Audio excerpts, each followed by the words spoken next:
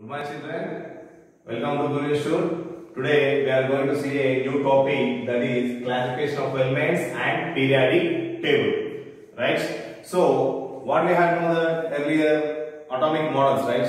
What do you mean by atom? Atom is a tiny particle which is a small one, and inside that one, electrons, protons, neutrons are there, right? At the center, protons and neutrons are there, and in the outer shell, electrons are revolving around the nucleus like a planetary model and boson model and Schrodinger, all we have seen, right?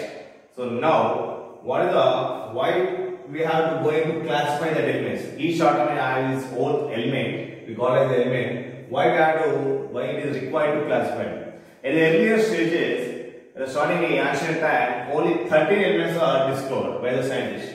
Then later was another 11 are added to that one.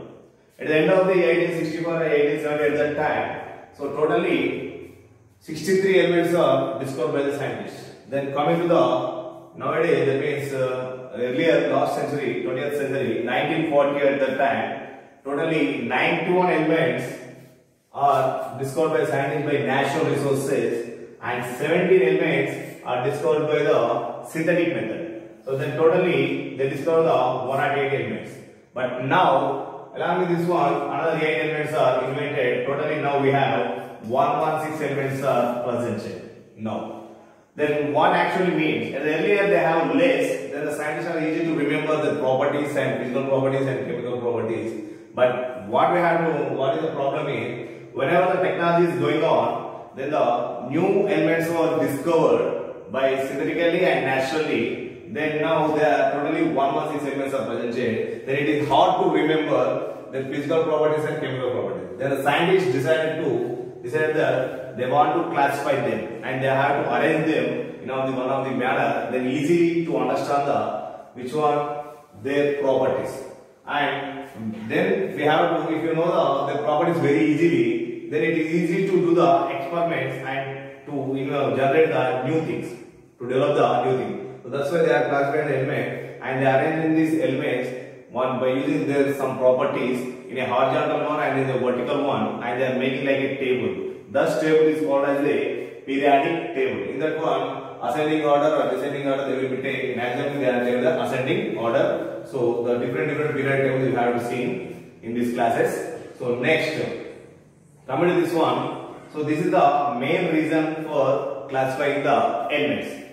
Then, so before going to see that one, so different classifications are done based upon the atomic number, atomic weight, electronic configuration. So some scientists done by the atomic weight. Then after all it is failed. Then they go for atomic number. Then this is also failed. Then finally the concluded periodic table is the all satisfied periodic table, all approved periodic table is electronic configuration based periodic table.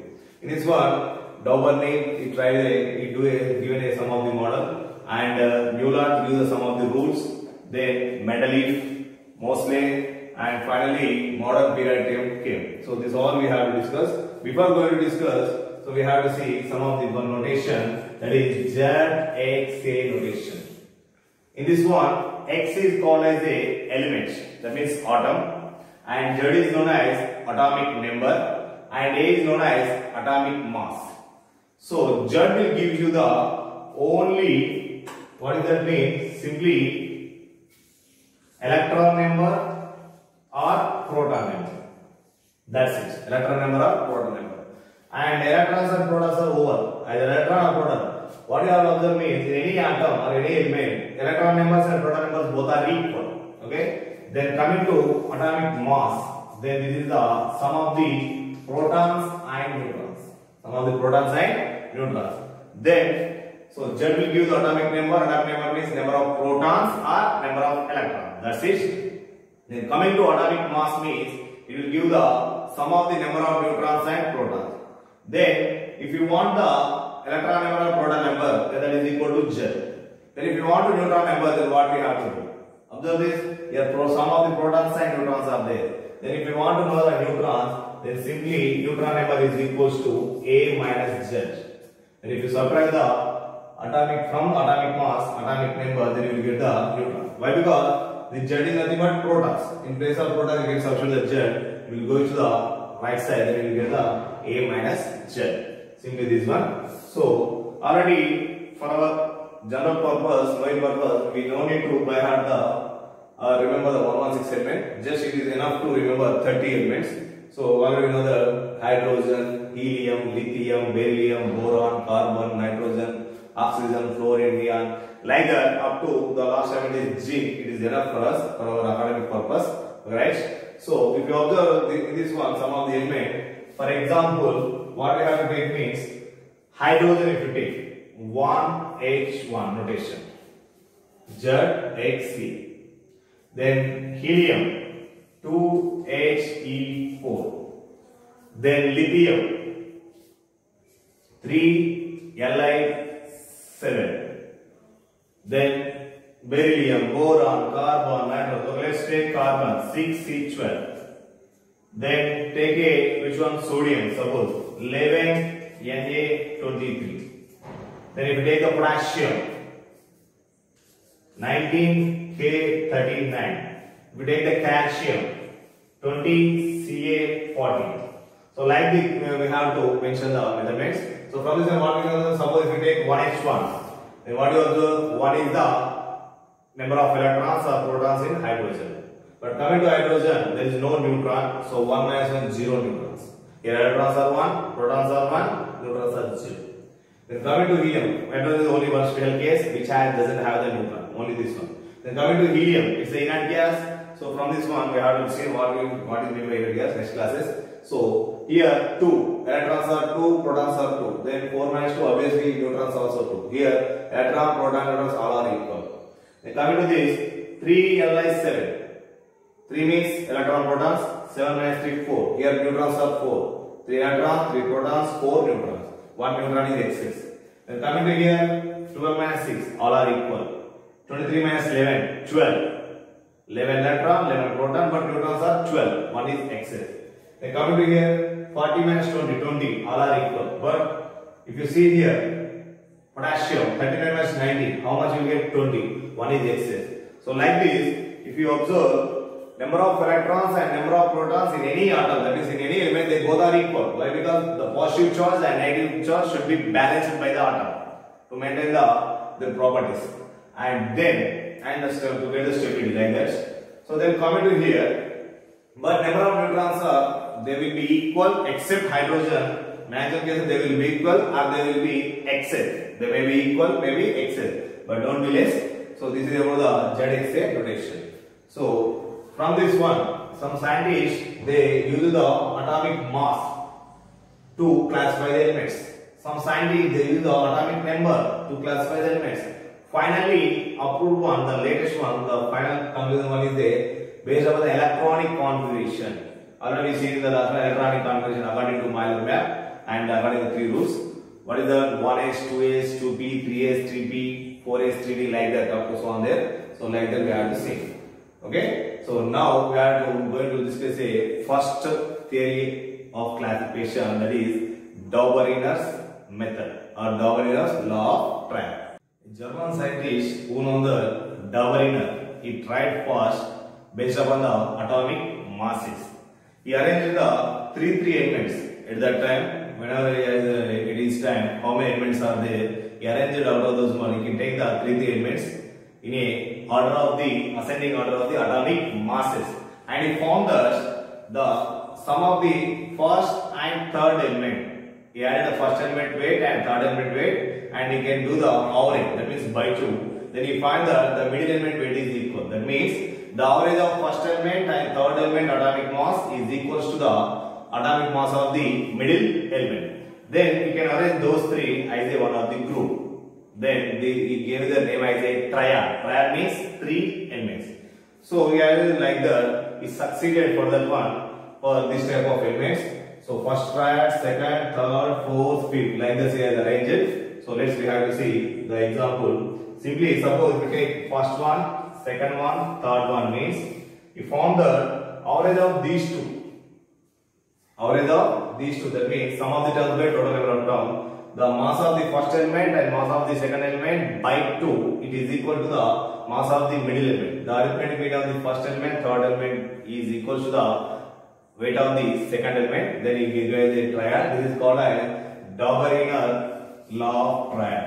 The scientist name is Dauber-Inner. It's called law of triad or Dauber-Inner triad. These triads are called Dauber-Inner triads. So let me see. Suppose this one, first one. This is the one of the triad. So lithium, sodium, potassium. Alright, just now we see about this one. So 3 electrons, 11 electrons, 19 electrons. But we don't need of this one. Why? Because they are given only masses. 7, 23, 39. Suppose if we take the first one and third one. First element is how much? 7. The third element is how much? 39. Total how much you will get? 46. Average means sum of the terms by total number of terms. Then you can take by 2. Then you will get how much? 23.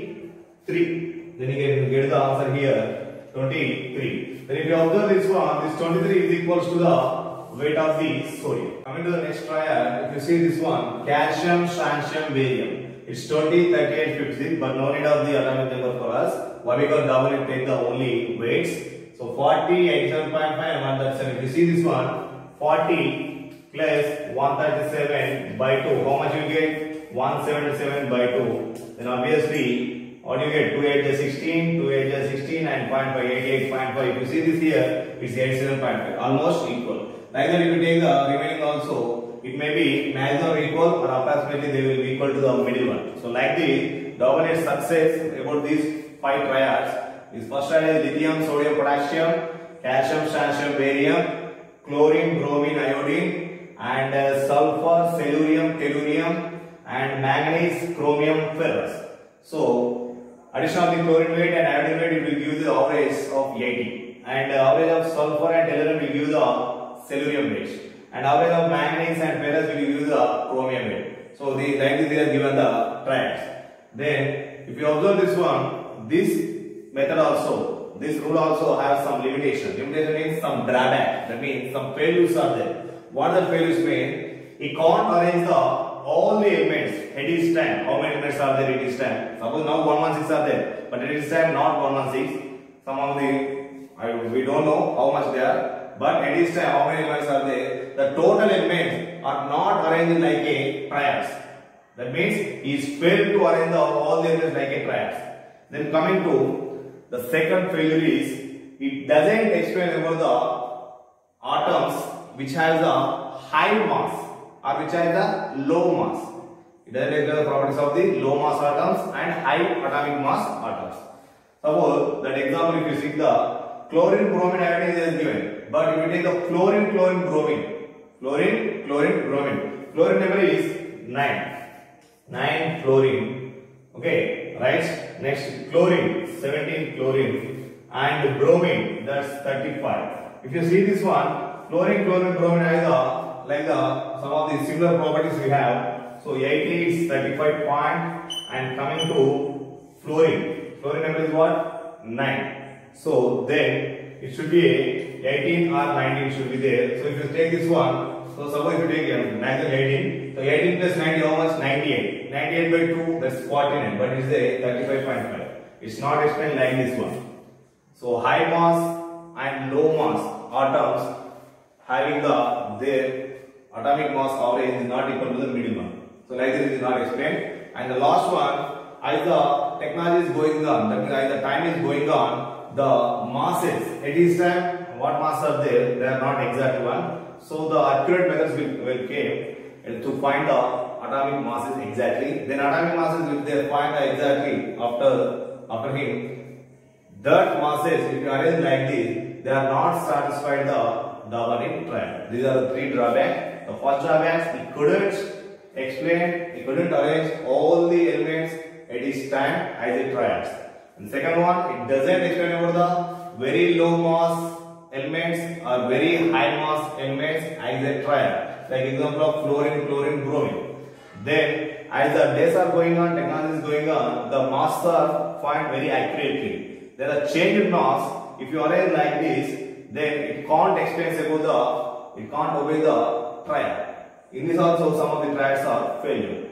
So this one we obeyed. If you observe this one, suppose see here, at each time the manganese weight and ferrous weights is not like this. Okay, that will be little bit varied. So that's why he arranged from manganese, chromium, ferrous. But if you observe this one, 55 and 56. What is the average? 55.5, but its weight is 52. So like this is the some failures will be occurred. Suppose if you observe here, sulfur is 32 and tellurium is 125. What is the total average? That is 157. Then if you bite that one, 157 by 2, it means it gives you the 77.5. So it will be approximately equal 78. So like that approximation will be there. Some are failure, some are with success. So why? Because the weight is changed accurately. But according to him, at that time, what is the weight is there, he has taken like that one. So only we have this one main failure is it doesn't arrange it and it doesn't display the very low mass and high mass. This is over the double tetrahedral. Thank you very much. We will see the next topic in the next video. So that means the continuation of the topic is next one Euler's law of octaves and Mendeleev's periodic table and Moseley and modern periodic table and the property we have discussed in this chapter. Alright, thank you very much students. So if you have any doubts, you have to post on the comment box. Thank you very much.